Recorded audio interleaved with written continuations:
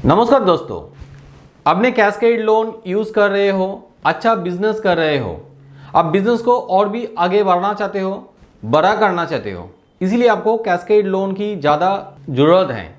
Working capital आपको ज़्यादा चाहिए ताकि आप बिजनेस को आगे बढ़ा पाएँ। तो कैसे आपका कैस्केड लोन लिमिट एनहेंस होगा, इस वीडियो में मैं बताएंगे। और आपने अभी तक कैस्केड लोन नहीं लिया है, कैसे आपको कैस्केड लोन मिलेगा बैंक से, वो जानने के लिए मेरा ये वाला वीडियो देखिए। यहाँ पे मैं डिटेल में बताया हूँ। आपका कैस्केड लिमिट ऑलरेडी है और आप बैंक मैनेजर के पास जाके कैस्केड लिमिट इनहेंस करने के लिए बता रहे हो, बढ़ाने के लिए बता रहे हो। ऐसा नहीं कि हमेशा आपका cascade limit bank manager enhance कर देगी। ज्यादातर केसेस में नहीं करते हैं। क्यों नहीं करते हैं ये भी मैं बताएंगे और साथ में बताएंगे कि कैसे आपका लिमिट इनहेंस हो सकते हैं। सबसे पहला बात है, टर्नओवर जितना है मैक्सिमम 20% तक कैस्केड लिमिट दिया जाता है। मान लो पिछले साल जब आपने लोन लिए थे उस टाइम पे आपका टर्नओवर था 1 करोड़, तो उस हिसाब से आपको 20 लाख कैस्केड लिमिट मिला है। इस साल में आपने टर्नओवर बढ़ाया है, 1 करोड़ से लेके 1 करोड़ 10 लाख किया है, तो इसमें आपको कितना बढ़ सकता है?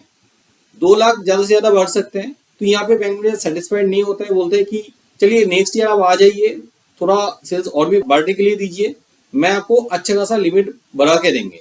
और इसके एक ऑपोजिट साइड भी होता है, जैसे कि पिछले साल जब आपका टर्नओवर 1 करोड़ था, बैंक मैनेजर आपको 10 लाख लोन दिया और वहां पे ये भी बता दिया कि आपने नेक्स्ट ईयर आइए, मैं आपका लिमिट बढ़ा देंगे। मगर इस साल आपका जो टर्नओवर है वो 1 करोड़ से और भी नीचे गिर के 90 लाख हो चुका है। यहाँ पे भी आपका कैस्केड लिमिट इनहेंस नहीं होगा, क्योंकि बैंक मैनेजर का कहना है कि लोन देने के बाद आपका बिजनेस आगे नहीं बढ़ा है या तो आपका बिजनेस नीचे गिर रहा है, तो इस वजह से भी कैस्केड लिमिट इनहेंस नहीं होता है।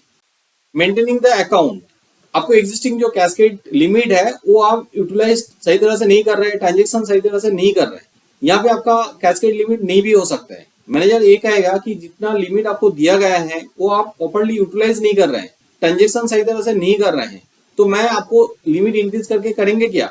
आप तो यूटिलाइज ही टाइमली नहीं कर रहे हैं। तो आपका ट्रांजेक्शन अच्छा रहना चाहिए लिमिट को इंक्रीज करने के लिए।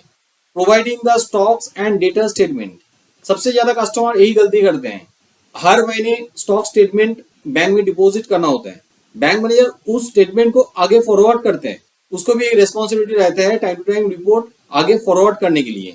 मगर आप time to time stock statement deposit नहीं करोगे तो बैंक मैनेजर यहाँ पे आपका लिमिट एनहांस नहीं करेगी। Serving the interest part on the withdrawal amount, अब जितना विड्रॉ कर रहे हैं उसके ऊपर आपको इंटरेस्ट पे करना पड़ता है और हर महीने इंटरेस्ट आपको चार्ज होता है, तो ये इंटरेस्ट आपको टाइम टू टाइम पेमेंट करना है, तभी जाके आपका कैस्केड लिमिट इंक्रीज होगा।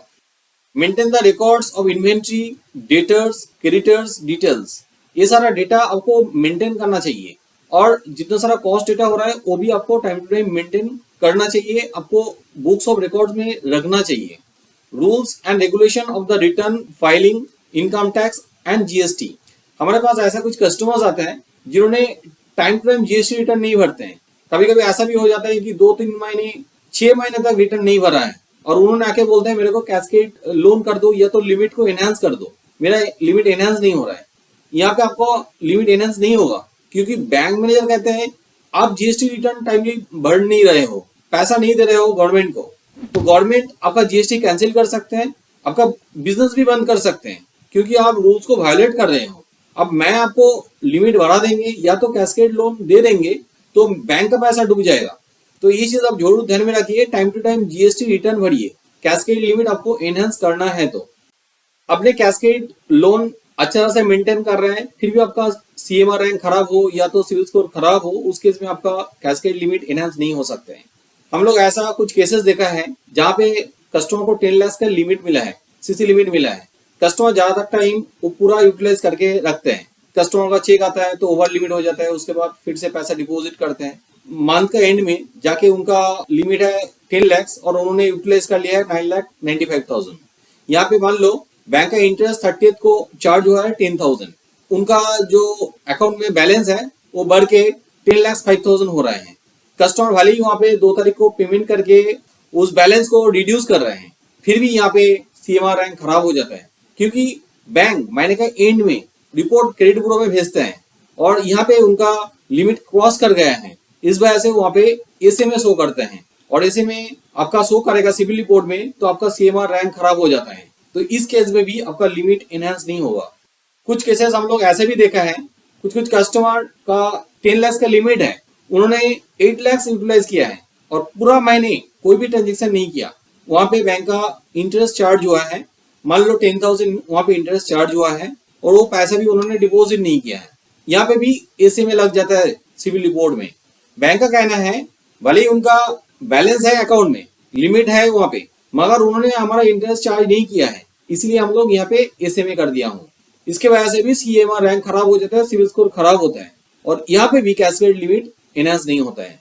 कभी कभी ऐसा होता है कस्टमर सीसी लिमिट जो लिया है उसको अच्छे तरह से ट्रांजेक्शन कर रहा है, मगर दूसरा कोई लोन लिया है, बिजनेस लोन या तो अनसिक्योर लोन लिया है जहाँ पे ईएमआई टाइमली नहीं भर रहा है, जिस वजह से सिविल स्कोर खराब हो जाता है और वहां पे भी कैस्केड लिमिट इनहेंस नहीं होता है। ऐसे केस भी हम लोग बहुत सारा देखा है। कस्टमर सीसी लिमिट लेके अच्छे तरह से मेंटेन कर रहा है, ट्रांजेक्शन कर रहे हैं, जितना सारा लोन लिया है वो भी टाइमली पेमेंट कर रहे हैं, बिजनेस को भी अच्छे तरह से कर रहे हैं, टर्नओवर बहुत बढ़ रहे हैं, फिर भी उनका सिविल रिपोर्ट में दूसरा किसी कस्टमर का गलत लोन चलाया है जहाँ पे नेगेटिव स्टेटस है, जैसे कि सेटल्ड, रिटर्न ऑफ, ओवरड्यू या तो सूट फाइल जैसा स्टेटस चलाया है, जिस वजह से उनका सिविल स्कोर खराब हो चुका है, फिर भी उनको लिमिट इनहेंस नहीं होता है। आपका सिविल रिपोर्ट में ऐसा ही कोई गलत लोन चलाया है या तो कोई एरर है जिसकी वजह से आपका सिविल स्कोर खराब हो चुका है या तो सिविल रैंक खराब हुआ है, तो उसको आप रेक्टिफिकेशन कर सकते हो। कैसे आप रेक्टिफिकेशन करोगे, इसके लिए मेरा कंप्लीट ट्यूटोरियल है मेरे यूट्यूब चैनल में, जिसका लिंक मैं नीचे डिस्क्रिप्शन में देके रखा हूँ। वो ट्यूटोरियल पहले देख लीजिए, रिपोर्ट को सही कीजिए, उसके बाद ही आप लोन के लिए अप्लाई कीजिए। देखिए, आपका एप्लीकेशन एक बार रिजेक्ट हो जाता है तो आप जल्दी से दोबारा एप्लीकेशन नहीं कर सकते हो, तो इसीलिए पहले आप रेक्टिफिकेशन कर लो, उसके बाद ही आप एप्लीकेशन कीजिए। एडिशनल कोलैटरल सिक्योरिटी, आप कैस्केड लिमिट को एनहांस करना चाहते हो तो इस केस में हो सकता है बैंक मैनेजर आपको एडिशनल कोलैटरल सिक्योरिटी देने के लिए बताए। पहले जो आपने कोलैटरल सिक्योरिटी दिए थे उनका वैल्यूएशन कम है और अभी ज्यादा लिमिट एनहांस करना चाहते हो, तो उस केस में हो सकता है पहले का जो प्रॉपर्टी है उसके साथ फिट नहीं कर रहा है, तो उसके हिसाब से आपको एडिशनल कोलैटरल सिक्योरिटी भी देना है। मान लो पहले आपने फैक्ट्री दिए थे, मेसिनरी दिए थे एडिशनल कोलैटरल सिक्योरिटी के हिसाब से, तो अभी आपका घर भी मॉर्गेज कर सकते हो एडिशनल जो कैस्केड लिमिट आप एनहांस कर रहे हो उसके लिए।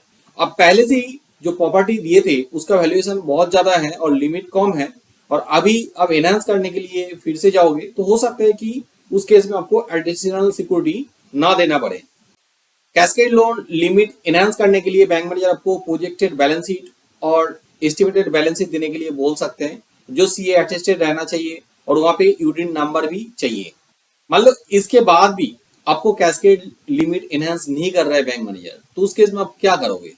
अब वहां पे दूसरा बैंक में उस कैस्केड लिमिट को ट्रांसफर कर सकते हो, बैलेंस ट्रांसफर कर सकते हो, साथ में आपको यहाँ पे टॉपअप भी मिलेगा जो पैसा आप चाहते हो। यहाँ पे और एक फायदा भी हो सकता है कि पहले जिस बैंक में आपका कैस्केड लिमिट चल रहा है उससे कम इंटरेस्ट भी यहाँ पे ले सकते हैं बैंक। और ये कैस्केड लिमिट एनहांस करना हो या तो आपको बैलेंस ट्रांसफर करना हो, आपको क्या डॉक्यूमेंट्स देना पड़ेगा? देखिए, कैस्केड लोन लेने के लिए जितना सारा डॉक्यूमेंट्स आपने दिए थे सारा डॉक्यूमेंट्स ही देना पड़ता है लगभग। आप लिमिट एनहांस करना चाहते हो तो वहां पे भी आपको IT file, GST return, bank account statement, आपको सब कुछ देना होगा। आप बैलेंस ट्रांसफर कर रहे हैं तो आपका सारा डॉक्यूमेंट्स देना पड़ेगा, जैसे आप फर्स्ट टाइम कैस्केड लोन लेने के लिए गए थे। मेरा ये वाला वीडियो देख सकते हो, यहाँ पे मैं डिटेल में बताया हूँ क्या क्या डॉक्यूमेंट्स चाहिए। साथ में आपको एडिशनल डॉक्यूमेंट्स देना पड़ेगा, एग्जिस्टिंग जो आपका कैस्केड लिमिट है उसका सैंक्शन लेटर, अकाउंट स्टेटमेंट 1 साल का, और साथ में आपको फोरक्लोजर लेटर भी देना है। अब लोन बैलेंस ट्रांसफर करना चाहते हो तो ये सारा डॉक्यूमेंट्स आप दोगे तो भी आपका बैलेंस ट्रांसफर हो सकता है और उसमें आपका टॉपअप भी मिल जाएगा, आपका टर्नओवर परमिट करे तो। उम्मीद रखता हूँ कैस्केड लोन आपको कैसे मिलेगा इसके बारे में समझ में चलाया है। किसी जगह में आपको डाउट रह गया तो आप नीचे कमेंट कर सकते हो, मैं हर कमेंट का आंसर करता हूँ। आप चाहे तो हमें कांटेक्ट भी कर सकते हो, हमारा हेल्पलाइन नंबर नीचे डिस्क्रिप्शन में दिया हुआ है, यहाँ पे आप कांटेक्ट करके एडवाइस ले सकते हो। ओवर द फोन एडवाइस हम लोग फ्री ऑफ कॉस्ट प्रोवाइड करते हैं।